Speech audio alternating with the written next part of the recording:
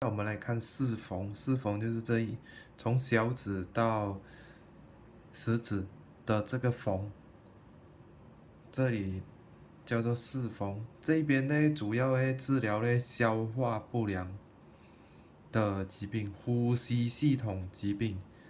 所以如果你的小儿有消化不良、腹泻、咳嗽、腹胀、气喘，都可以帮他去疏通，它会缓解。